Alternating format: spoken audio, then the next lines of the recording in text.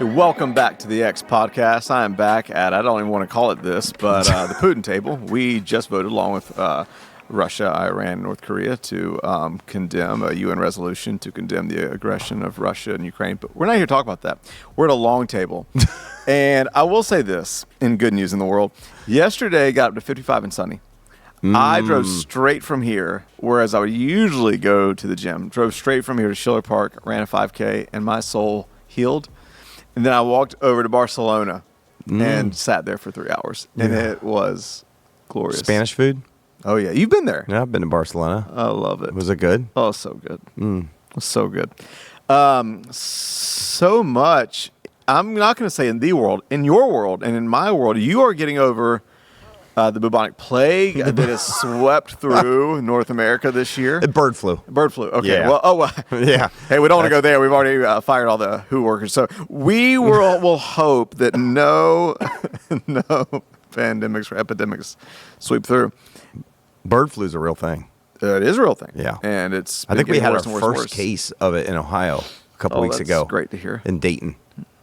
Bird flu. And we have geese here at the church. They were on top of the building today. I know. We just are not allowed to get rid of them. There's legally. Just in other good news, I saw, and there's a village of Boloko in Africa. Sounds good. That they just found a brand new virus. They don't know what it is, unknown, that has a 12% mortality rate. Jeez. Killed, it started in children 5 to 12, and 55 died like in a week. And it's like spread to other villages. Oh, this is wonderful. How do we keep unearthing these kind of massive I don't know. diseases? They think this one started with the consumption of a bat. No, you're making that up. I'm not making that up. Why is it that every disease that creates a pandemic is coming from a bat these days? If it's not been obvious, let's stay away from bats. I know. What's going on? So anyways, not making a lot of it. It's heartbreaking. That's terrible. But anyways, part of life is you hold the gravity of the good and the bad, and joy, saddle, sorrow. And so there's some heaviness in the world. There's a lot of beautiful things happening in the world. Yeah. And a lot of things I know we're excited about on a personal level. We're in an exciting season as a church. One of the things I've loved that you've been doing for the past year now, I think, is you've been leading your own circles, what we call our small groups. You've been leading a small group once a month for executives and entrepreneurs. It's like a business small group. And of course, there's faith lessons that come out of it, but it's really accessible to anybody in the business space, entrepreneurial world, business owners. And this morning, when I arrived, there was still a buzz of people coming in and out, and just so many like provocative conversations, and you could tell the juices were flowing, and we got to talking. And it seems like this morning may have been one of the best mornings you've had so far in the circle. What did y'all talk about? Yeah, there was definitely what we talked about resonated deeply with business leaders, solopreneurs, and people that are in a position. But I think it's because it's not just something that relates to business leaders. I think it's something that relates to all of us. So I thought maybe it would be a good conversation that we could have. Yeah. Take what I developed for business leaders and bring it to the table. Yeah. And so we can share this a little bit with the world. And also, as you get started, shameless plug, shout out for any business leaders that are listening or watching. What is it, the third? Usually it's the last Wednesday of the month. Last Wednesday of every month 8 from to 9 a.m. 8 to 9 a.m. in room 168 at our church here in Canal Winchester, Ohio. Had about 30 people today, and it's just creating. Part of it, I told them, is we need, especially I think when you're in roles of leadership, starting businesses, and other things. I said it, especially like entrepreneurs, it is a very lonely world. You just feel like you're the only one. Especially sometimes you are the only one. Right. Yeah. Starting your own company. Brock was there. Shout out to Brock. And I picked on him a little bit during the thing in a good way. And just like, what it takes. We have people who have been in business. We run the gamut of somebody who leads a massively successful and very large organization with probably close to 600 employees. Yep. Multiple extensions in multiple states, Yep. to someone who quits his job end of last year to start his own business the first of the year or so on his own. Like, just Crazy. go all in. So He's in my class too. yeah, is he?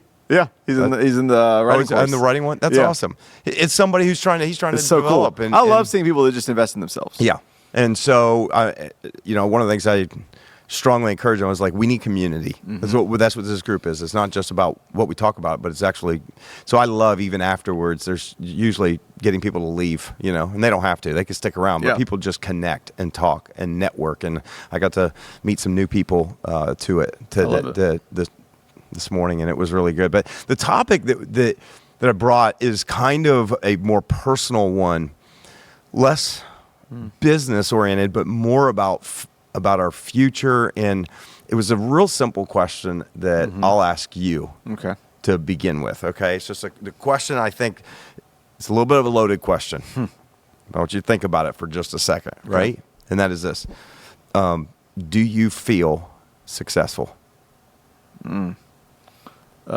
What hour of what day? Yeah.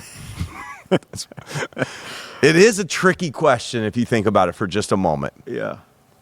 And Yeah. probably a hard one just to say yes or no to.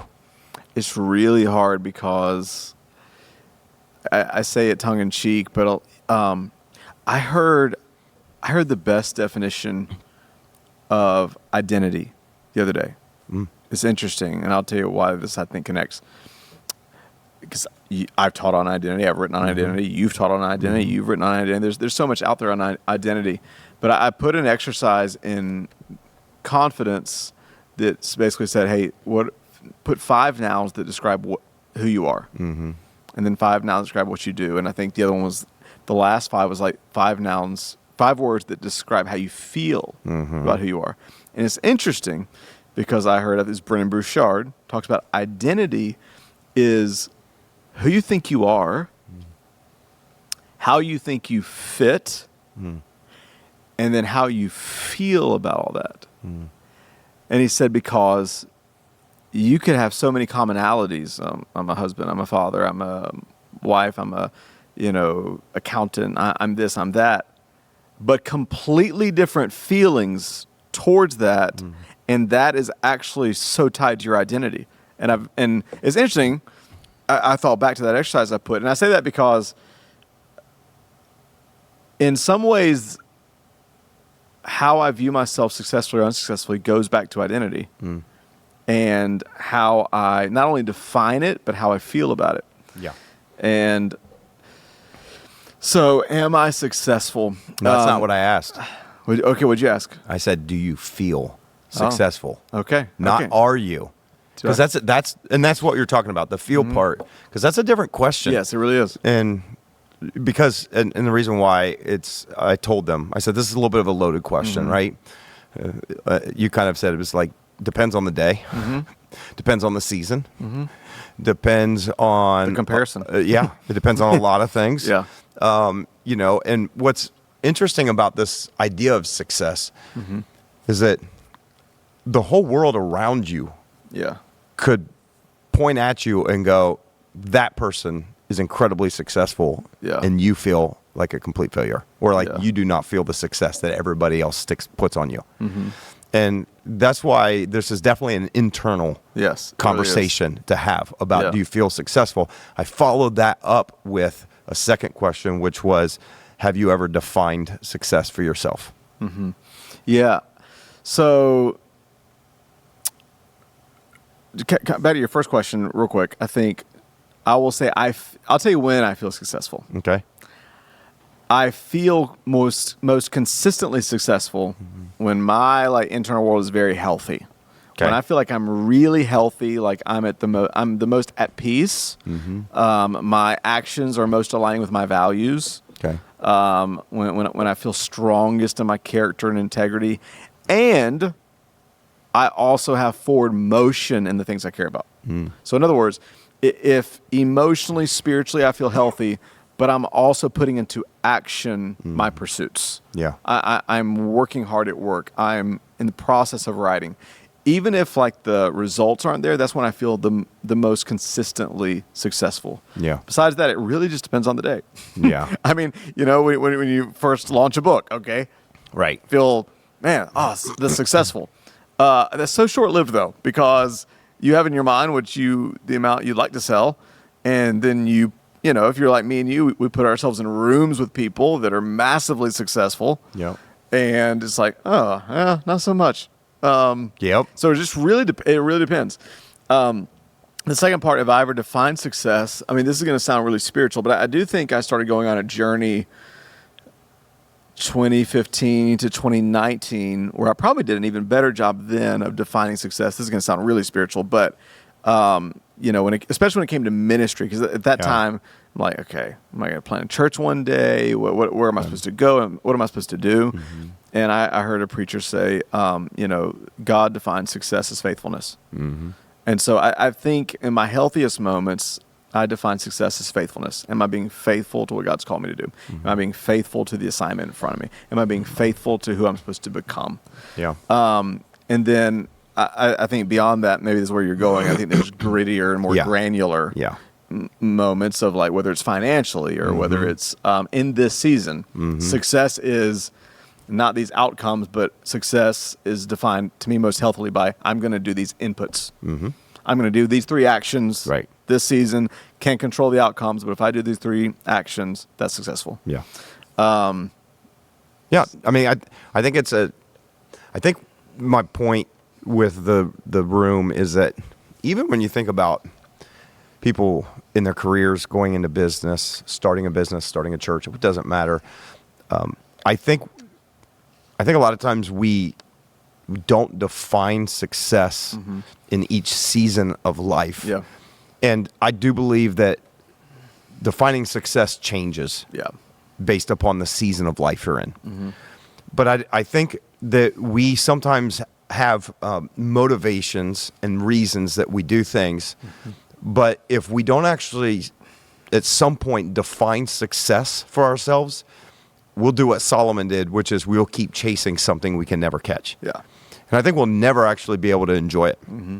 And I know this is something that like I have to kind of process and resonates with me because and sitting with a room of people that I'm like, okay, more than likely if you're in this room, you're ultra driven.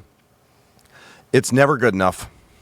You will, you know what I mean, work until you're dead kind of mentality. You're the type that can't retire. Officially retire. You've got to be doing something. Like there's something about, especially I would say entrepreneurs and business, there's an internal drive that, I think is maybe sometimes a little bit different and unique than everybody else, than other people. And that's okay. It's not like it's better than, it's just a little bit different. Mm-hmm. And that drive can make you miserable. Mm-hmm. And you can never, it was a story that I shared, it's a great, illustration of this was a story of a guy named Rajat Gupta. I don't know if I'm saying his name right. He's from India, Rajat Gupta. And this is a guy who came from, I want to say, kind of like what we would consider nothing, came out of poverty of India in many ways, or at least came out of humble beginnings. Yeah. Ends up making his way to getting a degree in America, going to Harvard Business School, becoming CEO of one of the most prestigious consulting firms in the world, even at a young-ish age, is worth $100 million. So I'm even asking the room, I was like, okay, let me ask you, like, if your net worth was $50 million, would you ever feel successful? Every hand goes up, What if it was 100? Well, he didn't feel successful. Didn't feel. In fact, he'd be in circles with people who were billionaires. Mm-hmm. And being a centimillionaire was not enough. Can you imagine? Like, most of us can't. I mean, I guess if you're Elon Musk or Jeff Bezos or one of them, maybe you'd understand. But for most people, just imagine your net worth being $100 million. Mm-hmm. But you're so driven, you're not successful, that it ends up leading to an opportunity for him to make some money with insider trading, insider information. Mm-hmm. And he jumps on something and he gets busted and ends up going to prison for 2 years and losing reputation, everything that he had built and what he had done, millions and millions of dollars in fines, all this stuff. And it just is a great reminder that it doesn't matter how successful you are in what you do. If you never define success, you will keep running after something and keep chasing something that you may never find. And you'll just never be at peace. Mm-hmm. You'll never be at peace on the inside. Mm-hmm. I think Solomon is one of my favorite books of the entire Bible is Ecclesiastes. Mm-hmm. I even told the group, I was like, I should write a Bible study for business leaders out of the book of Ecclesiastes. Mm-hmm. Like, you want to study that whole book. I told him, I was like, go study that book because he's the poster child for everything that was wrong. Yeah. And I think one of the ways, and so I gave just, here's a little, I'd say a couple questions that I kind of gave for people to reflect on. Mm-hmm. For how do you define success in an area or whatever you're doing, right? Just a couple questions that I gave to ponder. Again, this is more, I'm thinking about what you do in life, whether it could be your career, whatever that looks like professionally. This is the environment. But I said one of the first questions you have to do is you have to go back to what motivated you to get into this role in the first place. Mm-hmm. Like, what caused you to choose that path in life? Let me say it that way so it's a little bit more broad. Yeah.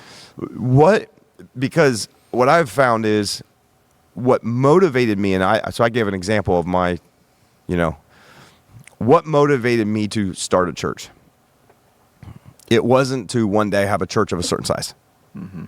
I never even imagined that. Came from a small church my entire life, the size of our church, the way it is now. Never would have imagined that, right? It wasn't to have a really nice building right off Agenda Road in Canal Winchester someday. Never even a thought in my head. What kind of building could you have someday? Never even imagined that, right?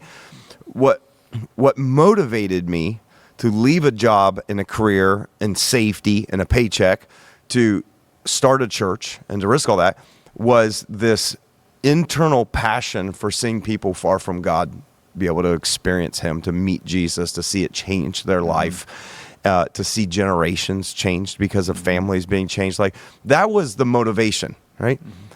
Now, let me tell you what real life is like. You have a motivation and a passion to start something. Then you get into starting it and you grind, which is what we did for years. You grind and you grind and you just, can I just say, you just keep showing up, right? Yep. Faithfulness is probably one of the best understandings of maybe how God views it. Oftentimes it's not enough for us. Mm-hmm. I'm not saying it shouldn't be, but just showing up, and then it starts to grow, and then, which is exciting, and then you're managing and discipling the growth, and then you go to the next level and the next level, and the same drive and energy that caused you to risk everything and start a company or to start a church is what carries you as you continue on that journey. But I promise you, along the way, it's so easy to forget what the motivation was. It's so easy. Yeah. And I found myself over the years not feeling successful. And not feeling successful because the biggest one, and I use this passage from Ecclesiastes 4, where Solomon says that, he says, I see it seems the motivation for success for most people is that they're driven by the envy of their neighbor. And so I think a lot of times we do not feel successful because of what we're looking at, right? I'm comparing. Yeah. So it's like our church is bigger than anything I was ever a part of growing up, and bigger than anything I could have ever imagined. And yet I sit here and be really down on where we are because I can look at Life Church. They're the Amazon. They're the Amazon of church, and you can look at them and you go, "We are nothing. This is nothing." Yeah, I mean, maybe this is. I don't want to mix some metaphors and semantics, but could it be this way? It's so easy to start out with purpose, but then get derailed by success. Yeah, because and when we're talking about how we define success, but really, you didn't start this church for success. You started this church out of purpose. but then you have a taste of success of what other people would deem as success. Yeah. It's just, I think it's so easy in any area of life to just go sideways. Yeah. Sideways in your spirit, sideways into entitlement, sideways into comparison, sideways into, I started this way, but oh my gosh, I really do think for all of us, it is a continual going back. You know, it's so cliche, but you hear it all the time. When you lose your why, you lose your way. It's going back to, like you said, what's my why? Yep. Why did I start this? Why am I still doing this? I think the why can evolve over time, but it's got to be a core that you go back to, and the core has to be healthy. Yeah, I love that. And that's why I tried to even kind of like suggest, I was like, you know, why did you start your business? Why did you go into this? Is it I wanted to work for myself? Is it I wanted to control my schedule? Is I wanted to create something for my kids? Did I want, you know, there usually is, I wanted to solve a problem. Yeah. I see a gap in the industry. Yeah. I'm really good at this. I love doing this, right?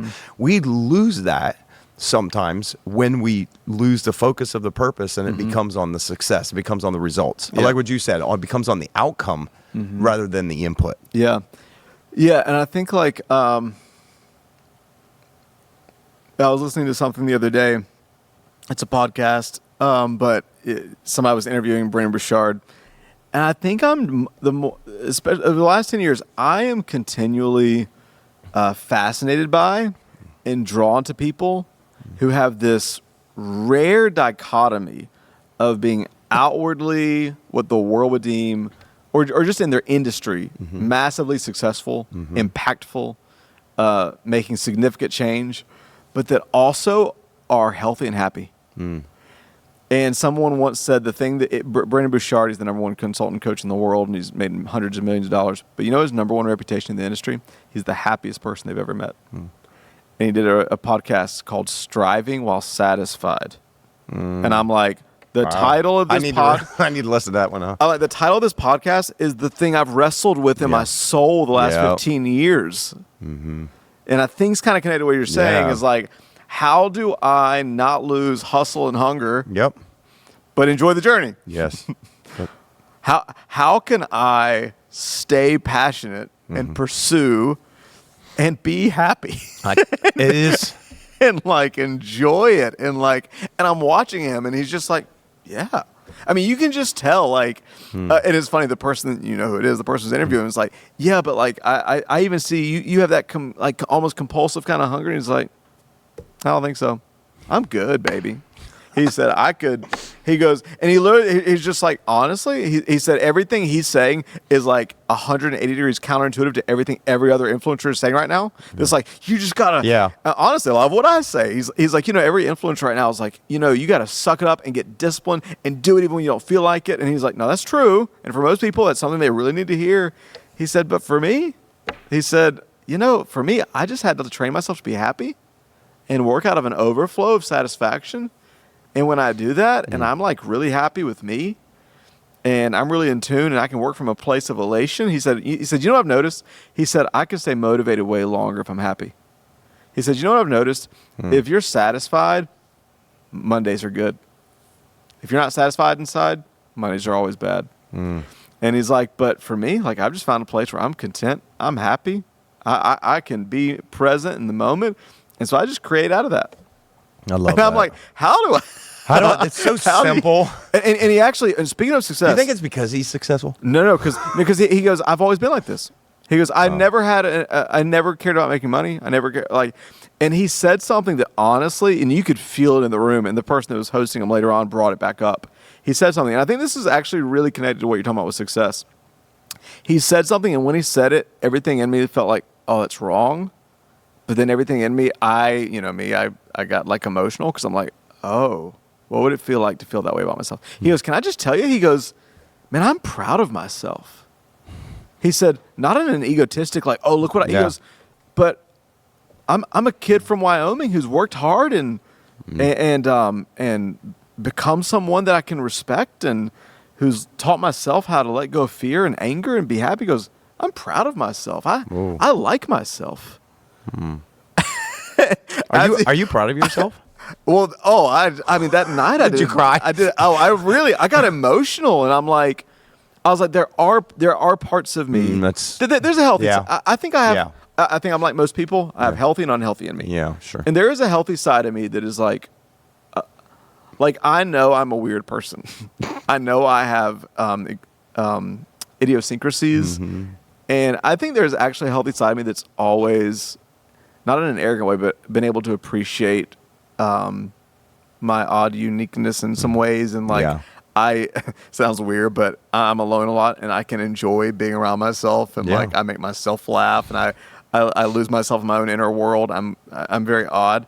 I'm picturing you, Russ, laugh to yourself. All the time. You do? Oh, all the time. Like at home, by yourself, you just bust out in an audible laugh. Oh, absolutely, absolutely. And maybe I'm either a madman or a healthy man, but there's also a dark side of me that at times can be very self-loathing. Yeah. And that I do not. I met with a counselor recently. It's like I do not show myself much grace at all. Mm-hmm. I'm bad at celebrating victories. Yep. I am bad at integrating my own wins and absorbing. Yeah. I told somebody. I've noticed recently, and this is something I heard Brandon Bouchard talk about with Stephen Furtick 6 months ago, is that Christians especially are bad because out of fear of being arrogant, we never integrate our wins, but we always absorb and personalize our losses. Yeah. So if someone encourages you, it's God doing. It's whatever. But if you fail, or if somebody says something critical, you personalize it. Yeah. And you make it permanent and pervasive. And I noticed something, and how do I say this without sounding weird? But I'm still kind of fresh off the launch of the book. It was in October, and so I'm very fortunate. I'm still in a season where pretty regularly somebody will text me or I'll see them on Sunday or through the week and say incredibly kind things. And I noticed something the other day that made me really concerned. I'm like hearing that and then just moving on and not even thinking about it, and I don't even feel it. And not in an ungrateful way, but just in a way of like, I realized, this pattern I have internally that I'm no longer absorbing encouragement. And I think that, and so I just realized maybe that's not healthy. And so I started thinking about, how do I allow myself to, because I think your question is feel successful. Yeah. Well, how am I ever going to feel successful if I don't ever even allow myself to feel my wins? Mm-hmm. Or I don't ever even allow myself to feel encouraged. Yeah. Or if I don't ever even allow myself to feel the celebration people are wanting to give me. Or even if it's just like God moving through me through a message or a book or a kind word. And so I don't know how all that's... Yeah, it's good. One of the passages that I really gave... in fact, I don't know when this comes out. Might be using it this Sunday. But for people to kind of sit with. In Ecclesiastes 4, Solomon says this in these two verses, 5 and 6. He says, fools fold their idle hands, leading them to ruin. Mm-hmm. In other words, lazy people that don't actually have, we're talking about the work ethic, the striving to build, create, do something. Like if there's not something in you that feels called to do something in life, to I think sometimes we demonize success a little bit. It's kind of, you know what I mean, in the church world, and just like the idea of being successful is almost like it's just a worldly thing. But I think that there's something inside of all of us that there should be some kind of desire to do something, to be successful, whatever that looks like. I'm not saying by whose standards and what that looks like. Even that's faithfulness. That's, show up every day. Okay, that's success. Do that, right? And so he says, fools fold their idle hands, leading them to ruin, right? And then he says this, and yet better to have one handful with quietness than two handfuls with hard work and chasing the wind. Yeah. Yes. And I when I got done reading that, I just paused and I said, okay, I don't want us to move on. I said, I want you to sit with this for just a moment. And I asked the question, what does it mean to you to have one handful with quietness? And the answers were interesting. And it's just, you could tell, like in a room full of go-getters, because that's a challenge. It's so, because I got both hands on something at all times. So I have for a long time been challenged by that verse. But Ecclesiastes or Proverbs? Ecclesiastes. But so here's where my attention is. Here's what I've wondered for a while. I may have brought this up to you before. And there's another verse. It's either in Ecclesiastes or Proverbs. I believe it's Proverbs. So you have this verse, better one hand with quietness than two and chase the wind and anxious turmoil. Different translations say it differently. So you have that verse, better one hand full of peace. Then you have another verse that says, sow in the morning and sow again at night. Who knows which one will bring. And so my tension is, I'm like, okay, how do I reconcile this? And I think so much of it is an internal motivation check. It's funny, Tommy at the gym, he won't mind me saying this. He goes, okay, Russ, we talk about this all the time. Like, help me understand you. He was talking to somebody at his work about me. And anyways, he just said, help me understand what makes you tick, because he knows my routine. Yeah. I get up and I usually work on things for an hour or two in the morning, different projects, and then I'll come here and I'll work, from 9 to 5, whatever, and then I'll go to the gym, work out for a couple hours, and then I'll drive to North Star and work on stuff from about 8 to 10 p.m. and drive home. And half the time, still feel like I don't do enough. I know. You're making every single person feel horrible now. No, I know. I'm just kidding. And I also understand part of that's my season. Yeah. I'm single. I'm in an apartment. Yeah. I do think family, home, all that. Sure. There's so many factors that go into that. And I'm very aware there's good and bad drivers in me for that. Yeah. The good driver is I am driven, and I don't think there's anything wrong with being ambitious and being driven. And there's things I want to put in the world, and I enjoy it. I enjoy working, and I enjoy writing, and I enjoy creating, and I enjoy these things. I want to do them. No one's putting their, they say your passion is what nobody has to force you to do. Yeah. On the other side, this is where, not to be all vulnerable, this is where I think it is important to, okay, where are my demons in that? Yeah. I was like, there's probably part of me. There is an unhealthy, restless side of me as well. Yeah. That doesn't want to go home, probably sometimes be alone with my thoughts, or doesn't know how to sit still very well. And so I think, I just say that vulnerably to say, I think we have to reflect on our motivations in our internal world and what is pulling, what is pushing, what is driving, what's healthy, what's unhealthy. And then say, because I think there's a difference in being driven with a peaceful urgency versus an anxious restlessness, and a freneticness and a lack of peace, and a lack of joy and a lack of the idea that Brennan said, I could just be like, yeah, I'm good. I'm just happy. Yeah. I could go to the beach today, or I could just, work. I think someone like Brennan has learned the art of not attaching his happiness to the things we deem as success. Mm-hmm. Yeah. Do you know what I mean? I don't have to create and then it sell, or create and then get feedback, or creating this for me to be happy. Do you think that's hard? It is. He said something else, and I'm going to butcher it, but I'm curious your thoughts on this. He said that he thinks almost all of our frustration, lack of peace, lack of satisfaction, all has to go back to time.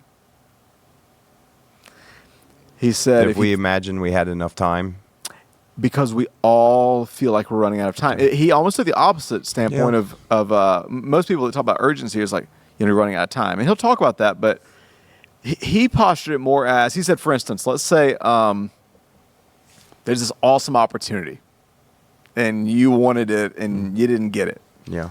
Frustration comes in when you think, oh, well, all right, then that's it. Lost opportunity. Opportunity. I'm done. He said peace and satisfaction come in when you're like, oh, man, well, I still got all the time in the world. It didn't happen this time. Hey, next time I got even more time to grow and get better. And I'm happy as I am. I don't need it, but hey, I'll wait, and at the right time, it'll come. And he talked. I mean, I'm watching. I'm like, how did you get to this superhuman? But you can tell in his eyes that this perspective has set in, and that there is zero. There's 100% ease. Inside of him. Well, and I'm like, okay, how do that place? I think to me, you want to say, well, define success. Yeah. I mean, there's the spiritual obedience to success, faithfulness to success. For me, it's, can I keep becoming the person I want to become? Yeah. That's my that really is success for me, becoming the person I want to become. But can I also, while I'm becoming the person I want to become, keep pursuing and creating the things that I long to create while also being completely at peace and enjoying the present and being completely loving to the people around me? That. Yeah. Well, I think you just defined one handful with quietness. Right? Yeah. Because Solomon says the fool does nothing. You probably could also say the fool has two hands grasping after hard work and chasing the wind. And the person in the middle, again, is the person who is able to maybe stride with God or in what they do. And they have one handful. In other words, I'm still reaching for something. That's why I picture it with one handful. I'm still reaching for something. But there's an inner peace while I'm doing it. One person said, I said, what do you think it means? And it was such a great statement. He said, I think it means peace over prosperity. That if I'm going to prioritize one of those things, I'm going to prioritize peace over prosperity. And I thought that was just a really great way to kind of assess that. I love that. In their life. And I think you could even connect. I love that. Will Price said that. He said, I think peace over prosperity. I said, I love that. That's beautiful. And I think another, because peace can sound ethereal. I think, and maybe it's because I think about my own restlessness, but I think you could also make it more granular to connect peace to rest. Do you have an inner rest? Yeah. And another one of those kind of verses, can't remember if it's Proverbs, Ecclesiastes, says, in vain you rise early and stay late. And I think that verse, correct me if I'm wrong, ends with, but the Lord gives his beloved sleep. Yeah. Yeah. And it's like, oh, look at that juxtaposition of I am striving and striving and striving, and all along God's like, I want to give you rest. Yeah. I love that. I want to give you peace. The one thing we can close with this, but this was the challenge that I really tried to impart to this group, especially thinking of the way they're wired. And it was just this like simple question. I said, have you defined the goalpost of success? The goalpost. Yeah. One of the things that I love, and I know in another podcast we'll talk about the series that we're doing a little bit now in the psychology of money, but Morgan Housel says the hardest financial skill to acquire is the ability for the goalpost not to move. And what I've seen in my life is even what I could at one stage imagine as success, when I get there, it doesn't feel like it. Yep. Because the goalpost just moved. And the reason why the goalpost moves is because you don't actually stop to define it. And the one thing that I think is critical when it comes to this idea of success, let's just talk about in life for a moment, not spiritual and being faithful. I want to take, let's say that's an assumption a little bit that we'd operate in that to an extent. But I think that the goalpost of success will change with every season. Because the things I thought would be success 20 years ago, I would look at today and say, that's not the goalpost of success. It just changes as you change and as your season changes. And that's okay. It really probably needs to change, but it also needs to be defined in that season. So I challenged him. I said, if you are running a business or started a business and you have little kids, what does the goalpost look like for you right now in this season? Yep. And if you have teenagers and what does the goalpost look like right now? And you're operating by yourself in a business trying to do this, what's the goalpost look like for this season of your life? And I think it's critical, anybody listening, watching this, when it comes to your life, you don't have to be in business and leading this, but we should all probably, I said, this is like homework. I said, if you really want to, I think it's that if you really want to find peace and what it looks like to have one handful with quietness, I think you got to first define what that looks like and what that goalpost is. And it's okay that it changes in every season. So I gave 4 areas. This is what I gave. Okay. I'll give you this. I gave 4 areas for us to define success in these 4 key areas. And I think this is what kind of opens your eyes if you're driven for success in business, you're driven for success in whatever area that you're in, to realize that one area is not holistic and it's not you. And so I said 4 key areas. I said business and career, what growth and financial goals are meaningful and sustainable. I said personal life and well-being. Am I healthy? Am I present with family and loved ones? Spiritual and ethical integrity. Am I leading in a way that honors God? And then impact and legacy. Am I leaving a positive mark beyond just profits? Yeah, it's great. And so just putting that in front of you, it really kind of forces you, otherwise we will all, maybe we won't all, Brendan Burchard won't, but most of us who are trying to figure it out, Solomon wanted what Brendan Burchard just said. Yeah. That's what he wanted. Yeah. And he couldn't have it. And he was the wealthiest man in the world. All the money in the world won't bring it. Yep. All the success and accolades in the world won't bring it. I don't care how big your company is. I don't care how much your net worth is. It's not going to bring it. That's one thing that we discover. But if you could define what success is in those areas, and then it gives you not only something to aim for, but we said this in me, when you hit it, Yeah. you got to celebrate. Yeah.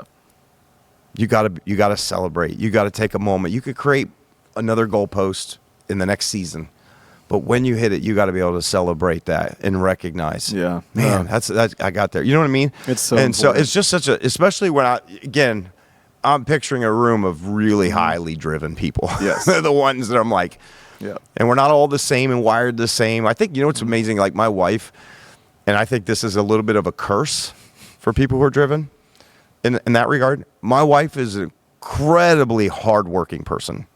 She, her week is full every week in different ways, taking care of a grandson for one day, working at this job, working at that job. She works 2 different jobs here and there. She does, always a hard worker. But she does not have the driven disease that I do. She doesn't. She's content. She got a job as a nurse, registered nurse. She's been doing that for 28 years. I don't know however long. Okay. She's been doing it for 28 years. She doesn't need to be in management. She doesn't need to climb that ladder.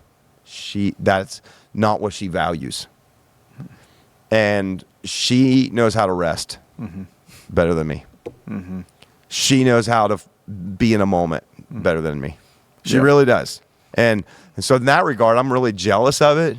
I can't, but I'm just wired differently. And I think that's okay. It's, you know what I mean? I think success looks different for her than it does for me. And that's okay. Yeah.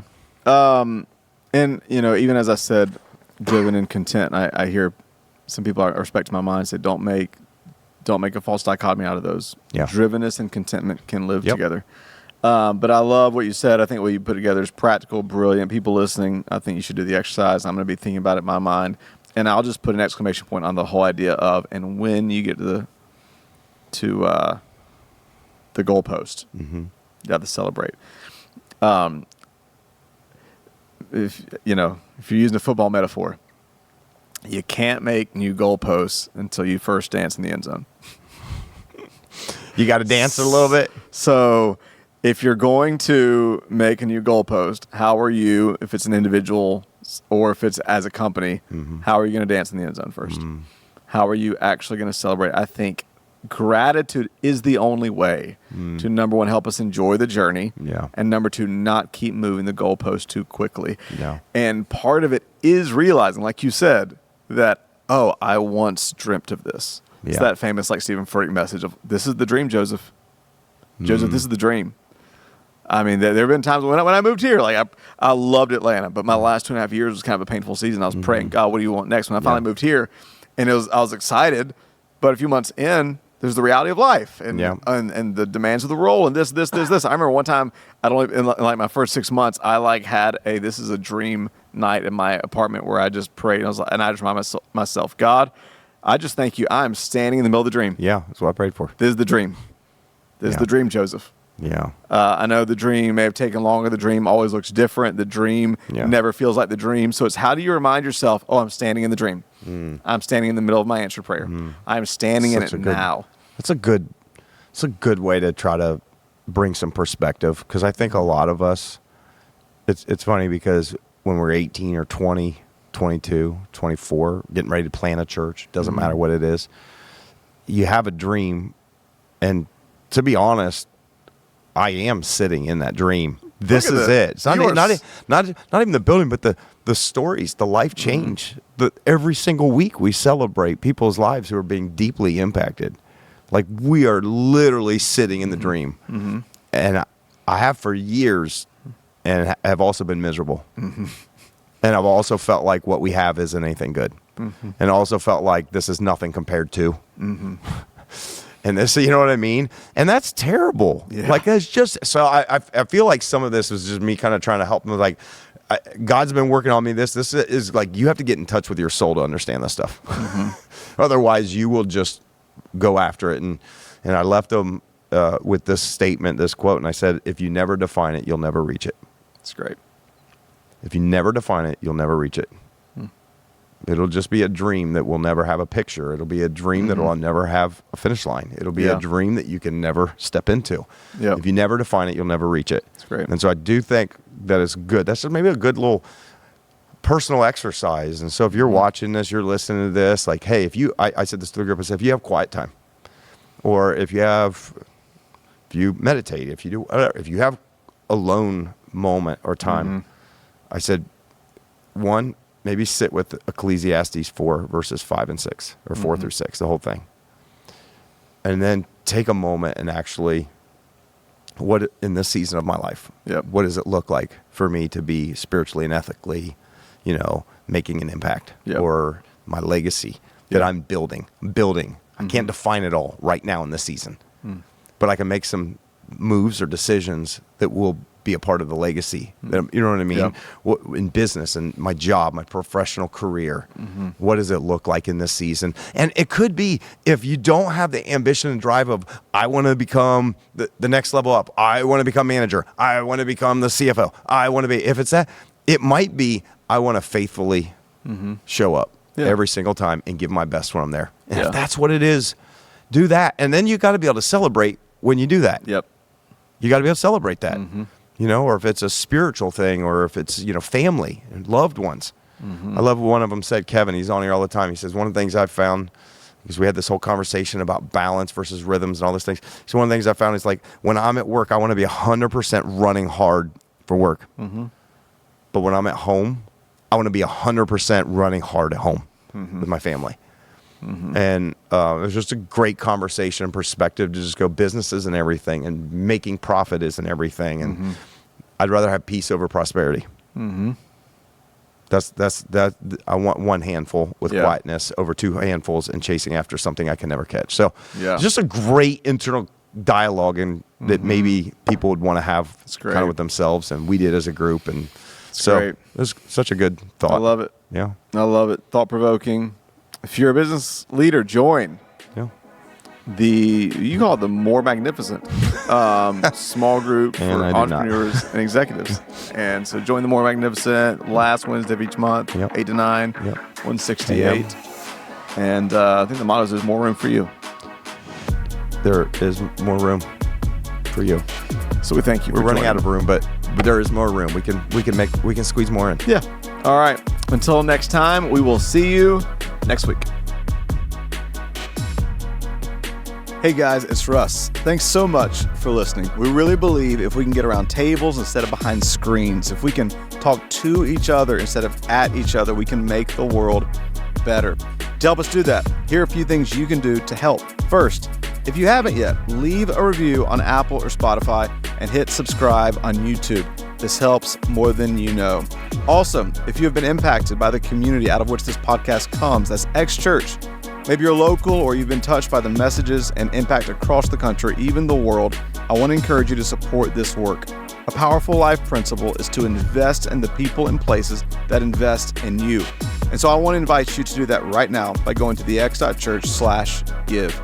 You can give a one-time small gift, a sacrificial gift, or even become a recurring partner. Together, let's keep elevating the conversation, thinking higher, loving deeper, and making the world better. Cheers.